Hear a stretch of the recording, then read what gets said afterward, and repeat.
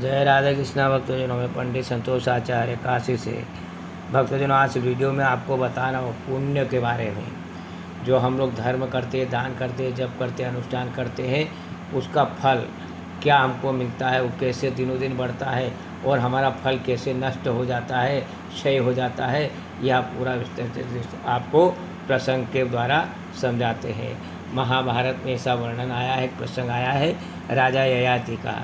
राजा ययाति ने पृथ्वी पर इतना दान पुण्य यज्ञ किया कि वो इंद्र आसन पर बैठना उन्होंने चाहा। तो एक दिन अपने शरीर को लेकर अपने पुण्य के प्रभाव से वो इंद्र के पास में गए और इंद्र से कहा कि मैं तुम्हारे इंद्र आसन पर बैठना चाहता हूँ। मेरा इतना पुण्य आया नहीं, जैसे हम 100 यज्ञ कर देते तो इंद्र आसन स्वतः हमको प्राप्त होता था, राजा बन जाते हैं और बहुत आगे बढ़ जाते हैं। तो धर्म में, यज्ञ में, वो जप में इतनी शक्ति है भगवान के नाम में कि हम दिनों दिन आगे बढ़ते रहते हैं भक्तजनों। तो राजा ययाति ने कहा कि मैं इंद्र आसन चाहता हूँ। तब इंद्र घबरा गए और बृहस्पति अपने गुरु के पास गए।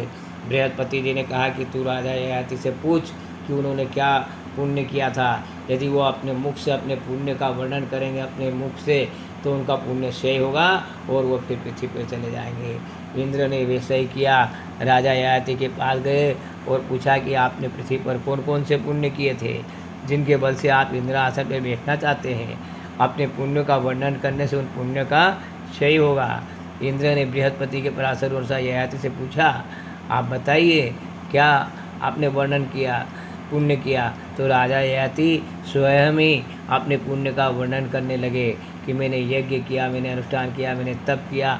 इससे उनका जो पुण्य था वह सही हो गया और वो फिर स्वर्ग से पृथ्वी पर आ गए। तो यहाँ पर हमेशा याद रखो कि अपने द्वारा किए हुए सत्कर्मों का और पुण्यों का स्वयं वर्णन कभी भी अपने मुख से मत करो। यदि हम अपने मुख से वर्णन करते हैं तो हमारा पुण्य का क्षय हो जाता है। तो पुण्य का मुख से अपना वर्णन नहीं करना है। यही दृष्टांत मैं आपको समझाया। अगले वीडियो में फिर बताऊंगा।